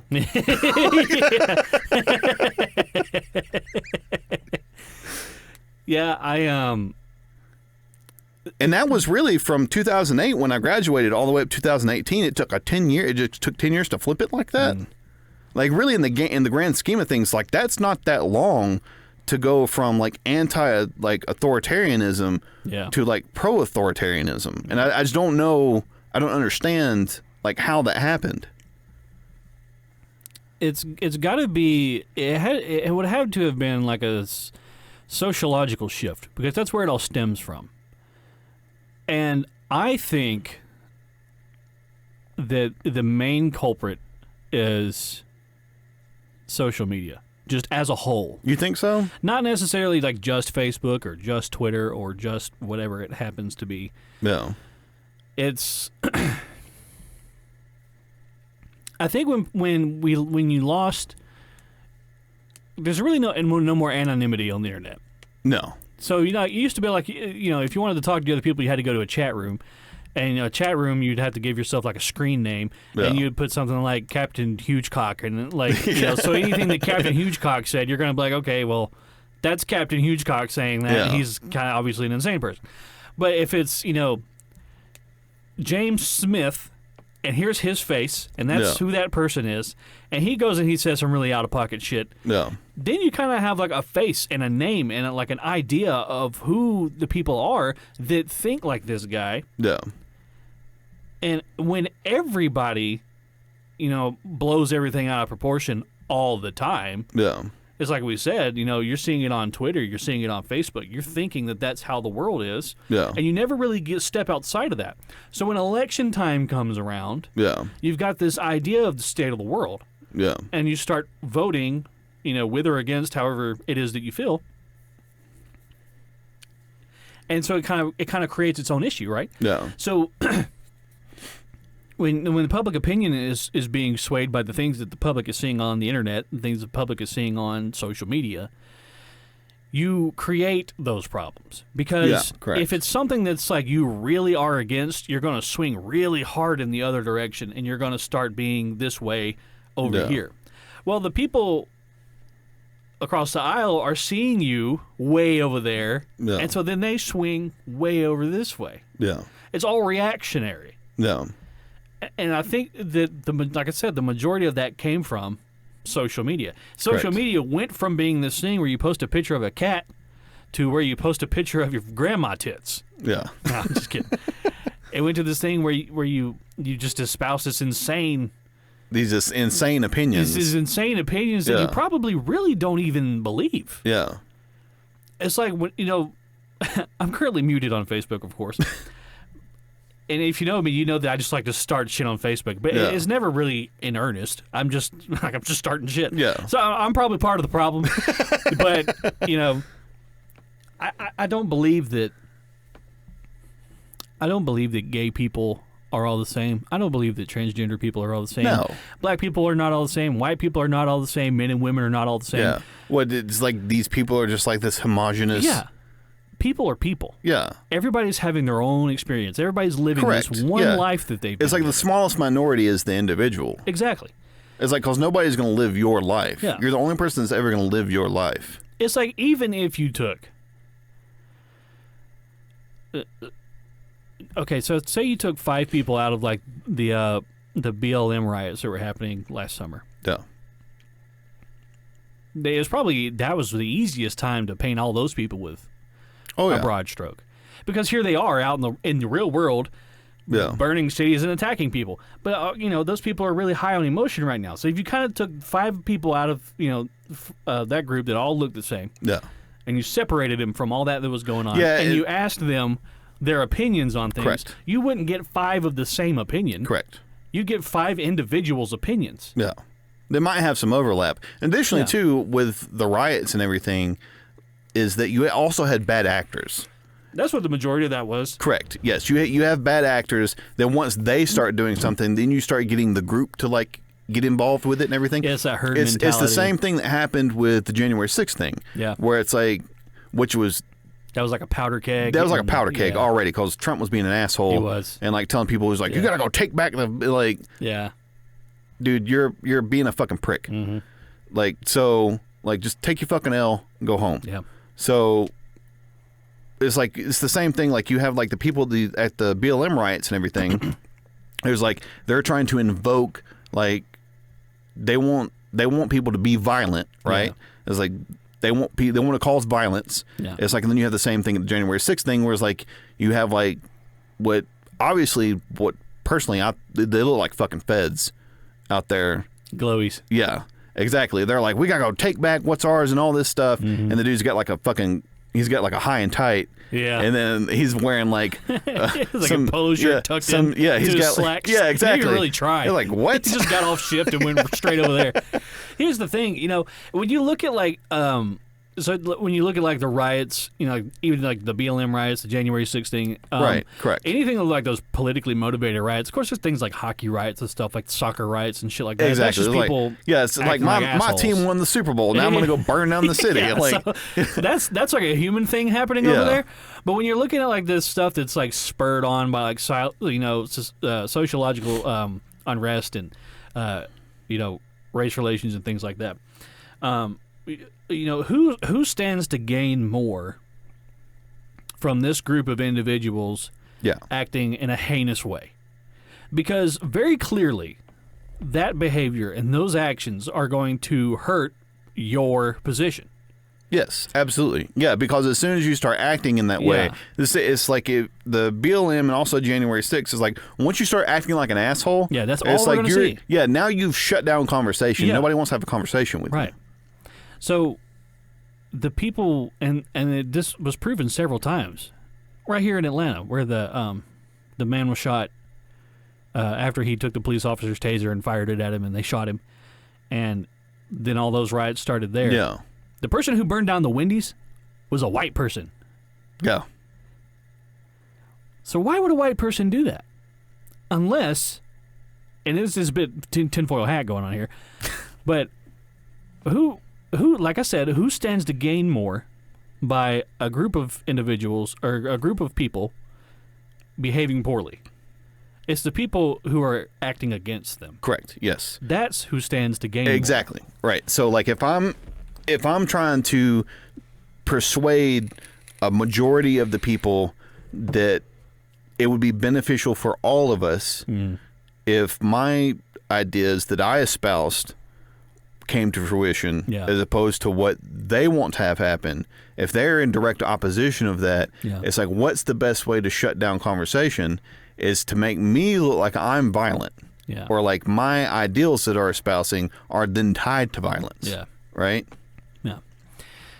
Yeah. So, I mean, you know, if you're going around and you're saying, you're positing this idea that black people are all violent and, or, you know, maybe not just black people, but BLM, that movement, the movement of that BLM. movement is right. violent. Correct. And people are kind of on the fence about like, well, I really haven't seen BLM be violent. No. And then you say, okay. Then you kind of work your way into this movement and you throw a brick through an AutoZone window. Then all of a sudden the shit hits the fan. Exactly. Yeah. You then turn back to that person who was on the fence and say, look, there it is. I was right. BLM is violent. Exactly. Yeah. Well, and I'm, you know, obviously some of those people are going to be violent. Yeah. They are correct. Genuine assholes. Yeah. Because that's with everything though. You take any group, you take a slice out of any group of people, there's going to be some assholes in there. Exactly. That's just the way people are. But on the whole, I think that you know, even if it's plain as day and you're seeing it, you still can't. You can't paint with a broad. You can't paint with a broad brush over everything. You got to look. You got to look closer. Correct. And really see. You know, you have to see the individuals there. Correct. Yeah, and you know another thing is too is that there also is a difference between like BLM as like the idea of what BLM is, which is that you know people in the black community feel you know they don't feel that they had the same protections correct. as yes. you know other people, correct. namely you know the white populace of America. Correct. And there's a lot of stuff that really a conversation should be had about it, right? Yeah. But there's a difference between that and the organization of BLM. Exactly. Right. Yeah. Well, that's true of any organization. Correct. The ideals are almost never. No. Shown. It's like it's like you can it's pretty obvious that the people that are the organization are using this to advance themselves. Well, there was that one BLM leader that took all that money, that donation money, like bought like a fucking Mercedes and like a house, like you know. But that's not the entirety of BLM. No, but that was not that one person. Exactly, that's one person being a fucking asshole, right? Yeah, it's I mean, like I said, that's true of anything, and you know, even further than that, you know, one of BLM's like prime directives is they want to dismantle the nuclear family. Like if you go and well, I'm also kind of speaking out of my ass right now because I haven't gone and looked at that for myself. No. But I have heard that that's one of the things that they want. They have like this list of directives of things that they want to do, and they say that the dismantling of the nuclear family in the black community is one of the things that they want to accomplish. The nuclear family, of course, being a mother and a father and a child, like that, you know, that I guess, family unit. Yeah. But I feel like a lot of and this is just my uneducated opinion, I feel like a lot of the issues that face the black community kind of stem from the absence of a nuclear family. And that's true of any race of people. Well, yeah, like you can look at statistics and it's pretty obvious that the most privilege that you will ever gain is coming from a two-parent household. Yeah, absolutely. Correct. For sure. Like it gives you a leg up on other households. It's like the majority kids of that people come from, who end up being like violent criminals, you know, regardless of race or whatever. Correct. Usually come from single-parent households or low-income households.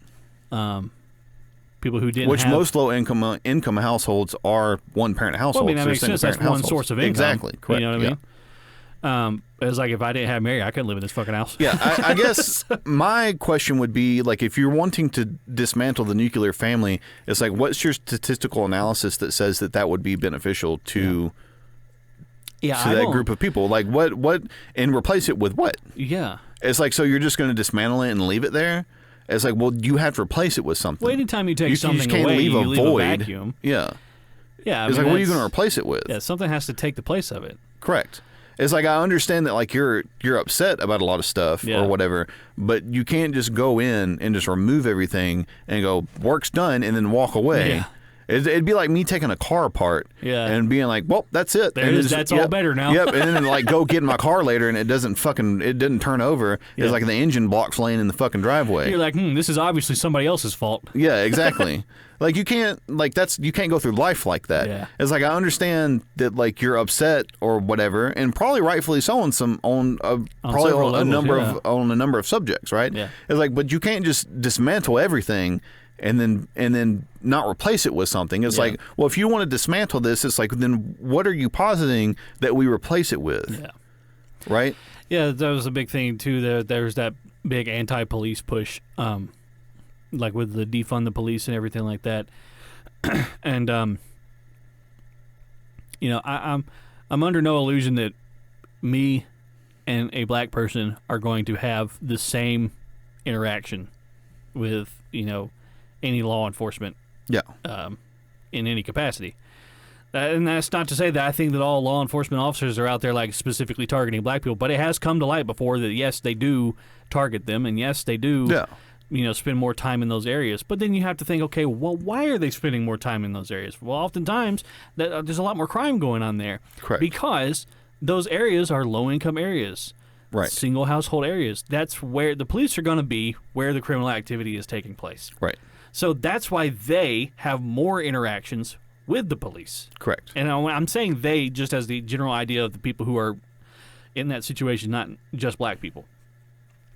Well, and then you if you want to do that, then you can go down the rabbit hole, and then it's, well, why is it that those are low-income areas? Yeah. It's like, what is it that's causing that area to be a low-income area? A lot of politics. Right. A lot of politics, gerrymandering, and all that kind of stuff, right? A big part of it's that. like, well, how do you fix that situation? It's like, well, then you provide education, right? Yeah. And it's like, okay, well, there's actually a lot of tax dollars that go into those areas. Mm-hmm. It's like, but it's not getting any better. Yeah. It's like, so then what we have to do is we have to go, well, where are those tax dollars getting spent? Yeah.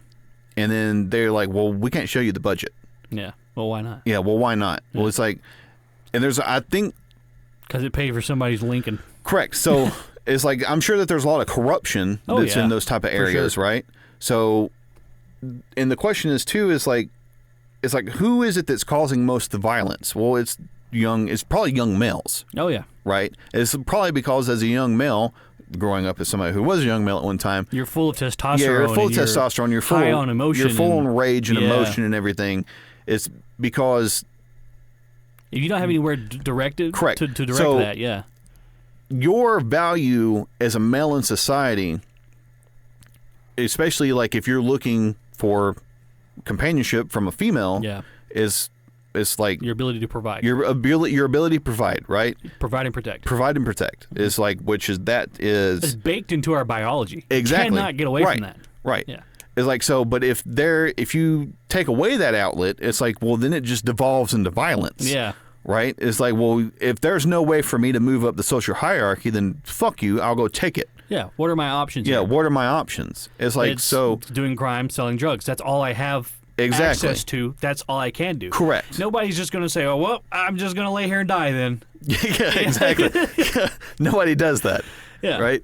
Because your biology doesn't allow you to do that. Your biology's like, get the fuck up. Do something. Do something, right? Yeah. We got to put food in our stomach. Go do that however that happens. Exactly. And I'm not trying to give a pass to all the heinous shit that happens in these areas. Absolutely not. There's, anytime there's a crime, there's a victim. Exactly. So it's like, because at the end of the day, you still have to make the decision on what it is that you're going to do. Yeah. It's like, but that doesn't take away from all these other factors. It's like, well, how do we get rid of these other factors that cause this to happen? Yeah.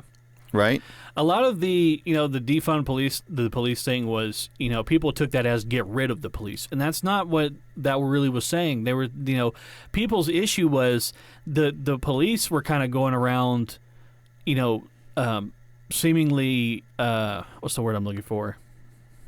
With this kind of immunity of... qualified immunity. Yeah. And you got people. They're like, "Oh, why are they riding around in tanks? And like, why do they have like they automatic don't need machine that. guns and things?" Well, yeah, well, yeah. We could go down that rabbit hole. We definitely could, but a lot of that too is reactionary. Correct. Everything's reactionary, right? So Yeah. when you see this like militarized police presence coming into your neighborhood, coming into where you live, Yeah. like right where I live, and I don't live in like a high affluent area, like right over there, I'm pretty sure is a drug den. But Yeah. if they were coming up and down my neighborhood all the time, SWAT teams and trucks and shit like that, I would really feel uneasy about that. Yeah. So then I would react to that in a certain way, and Yeah. it would probably be a very non-conducive way. Correct. So then they would react, and it would just go back and forth and get worse and worse and worse. And it's like, okay, well, how far back does this go? If you point a finger at me, I can point a finger at them. They can point a finger, and just we start going around and around in circles. Exactly. So but you're not actually solving the you're problem. not actually just reacting. So a lot of what I think the issue is and where it stems from, when you talk about people living in these situations, is it's a sociological thing. It's where your values are, right? So if you grow up and your music and your media and the things that you put value in glorify violence and crime, it stands to reason that you will become a violent criminal. Yeah. Now, that's kind of the same argument of like video games cause violence. Yeah. But not really, because, if all you ever did was play violent video games, that's where 100% of your value is placed. Yeah. I could see you becoming a fucking theater shooter. That makes sense. But if you have several different outlets, lots of different things that you do and you put time into, then you probably won't, laser focus on Correct. this It's one the thing. same thing that we were talking about with social media. It's like if that's where you're spending all of your time, then you think that that's what's happening You think in that's the real what the world, is. right? Yeah. It's like, so if you spend all of your time, ingesting media or ingesting these things that tell you that it's okay to be violent, it's okay to go and take what you want, fuck everybody else. That's your goal. That's your what you goal. should strive for. That's what you should strive for, especially too with young men that don't have any other outlet. Yeah. It's like if you see that and you're like, oh, well, that's how that person did it. Yeah. Well, I'll do it the same way. Yeah. That's why, a big thing that helps a lot of those communities is, building like basketball courts and tracks and, workout areas and like things like that, is so that these people, have a place. You have an outlet. You have an outlet. You have a place to go, so you don't have to sit in your house and listen to violent music and media all the time and just sit there and just get fucking insane.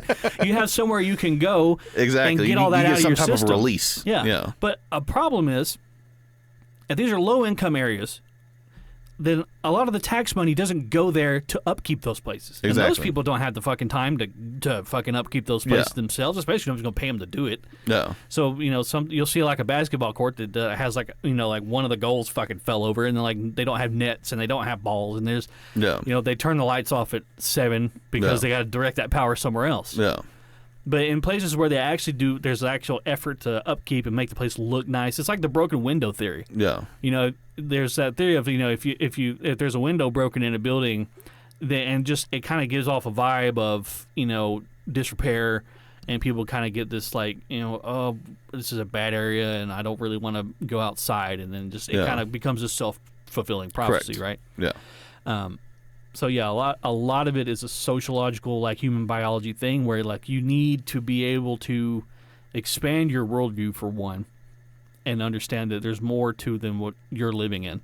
Correct. And also having an outlet, having a hobby, doing something outside of just ingesting media all the time. And not only that, but you have to strike some type of balance between the two of like, let's try to fix these situations, or let's try to take away some of these things that are causing issues in these areas, right? It's like, we'll try to get the drugs out of there. Yeah. Try to, which you're never going to do. Which you're never going to do, Ever. right? Let's try to get the drugs out of there. Try to put an emphasis on education. Try to put an emphasis on things that are going to try to improve your life, improve these people's lives. Yeah. Right. It's like, but at the same time, it's like you have to also be, I'm going to provide you with all these things, but you've got to give me something in return. Right. Like we have to be able to strike an accord here. That way, it's like, because you can't. Oftentimes, that's labor. Correct. Yeah. So like, you can't just.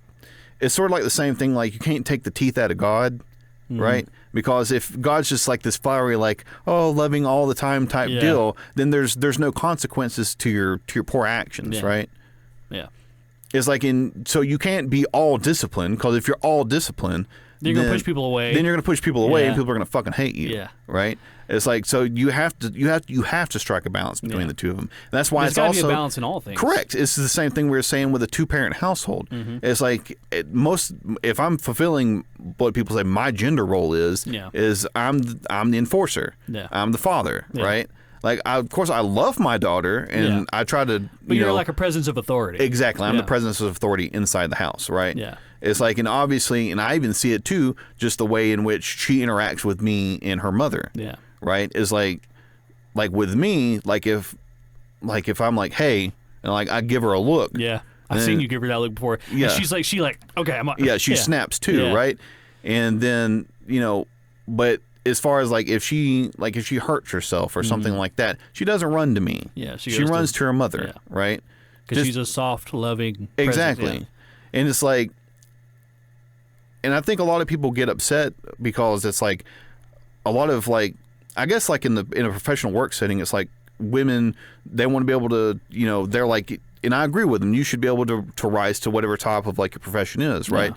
It's like, so well, how do you do that? Well, they do have a point in saying that like it's when you look at like these professional roles that are filled, they're filled by men. Yeah. Right? Just because men are more disagreeable than women are on the whole. Yeah. You know what I mean? Like you can also have like a woman that rises to the top that's more disagreeable than most men. Yeah. It's like because that's essentially there's a very specific personality that gets to the top. Correct. And it's usually somebody who's almost a bit of a psychopath. Exactly. You just kind of have to have a certain mind about things to be a CEO. You have to be like this tenacious, like, if you're a CEO, it's not like a 9-to-5 job. Correct. That's your fucking life. Exactly. And those people turn to drugs and alcohol just to fucking function. Yeah. And it's like really, do you want your life to be like that? Yeah.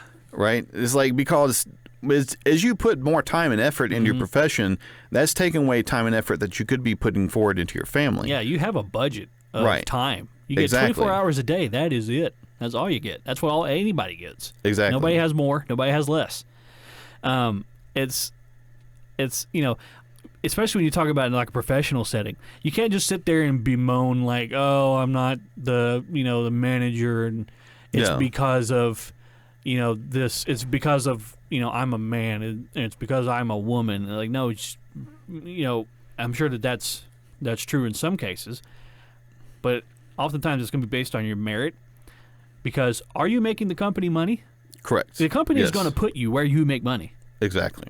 Right? So if they think, okay, you would make us more money in this position, then that's where they're going to put you. Yeah. But if you're making the most amount of money for us right there where you are, that's where you're going to be. Yeah. It doesn't matter if you got a dick or pussy. It's just you're just a number. Exactly. Yeah. The company doesn't care what you have between your legs. No. They want to be able to make money. Yeah. The company is just this hermaphroditic type deal that doesn't care. It doesn't give a shit. It doesn't give a shit. A corporation is the most unfeeling thing ever. Yeah. It's like, what that corporation cares about? Is money. Money. Money makes the world go around. Exactly. We're coming up on Pride Month, everybody. So be on the lookout for all these corporations that are pretending to be your big gay friend. They're not. They're not. They want that money. They don't give a fuck about you. They want that money in your big gay wallet. That's what they're after.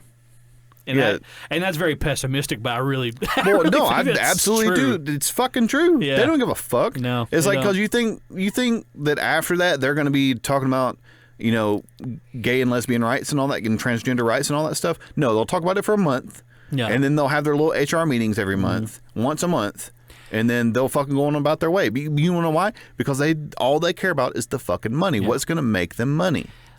Who still on Twitter or Facebook, as far as a corporation, still has their profile picture blacked out for BLM?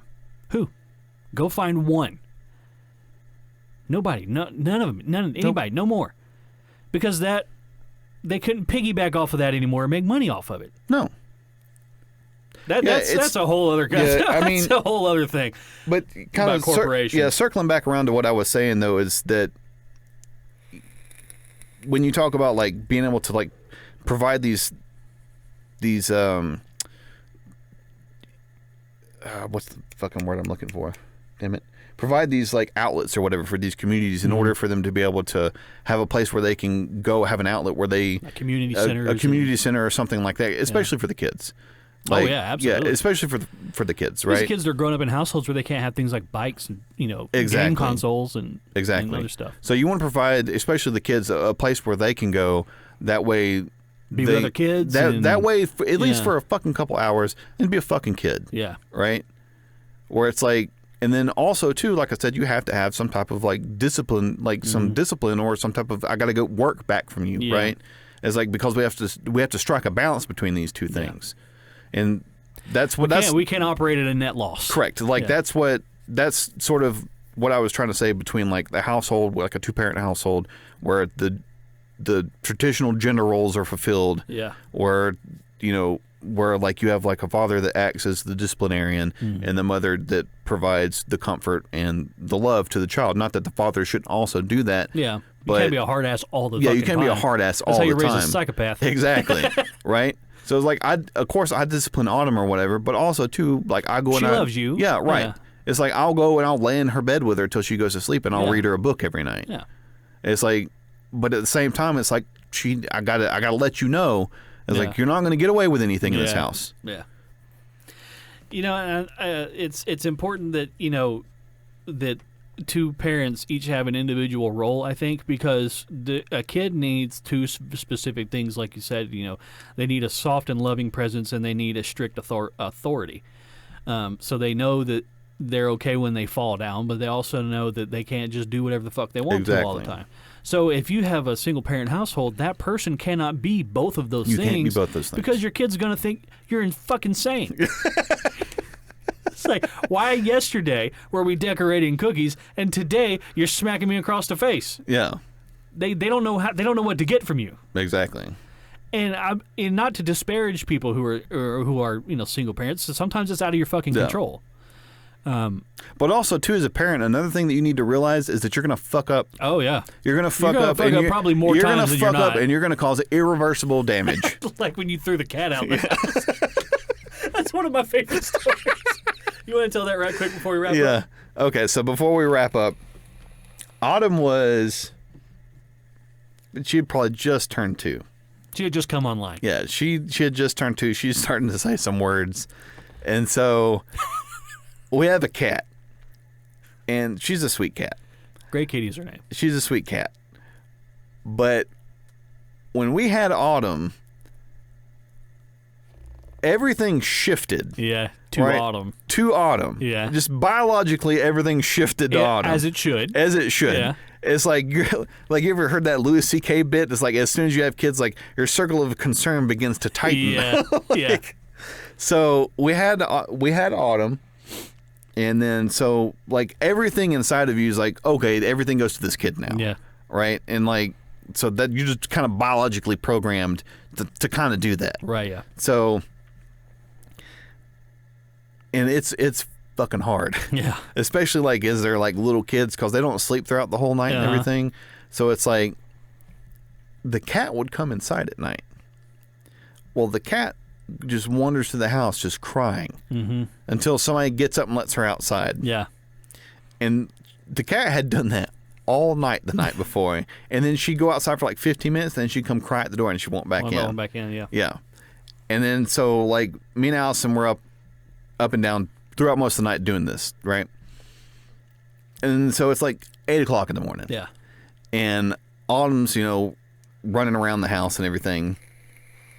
And the cat's sitting over by the door crying again. Yeah. Yeah. And so I like go over to the door and I pick the cat up and I open the door and like throw the cat out onto the back porch. Just very haphazardly. Yeah, haphazardly, and just kind of tossed her out there. And I like slam the door and like lock it and I turn around and Autumn's standing there and she's got like this big like frown on her face and she goes, "Kitty."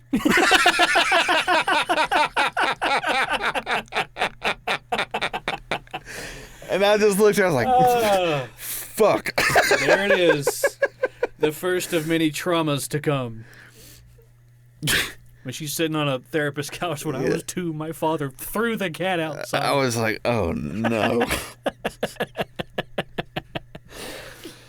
Oh god, yeah, you'll do like if y'all ever have kids, you'll do something you'll be like, oh no. Whoops. Like, oh, that's not gonna work. That's not gonna be good later. That's gonna come back around. All right, everybody. Well, we went over today on time, so there's a little bit of extra content for you. There you go.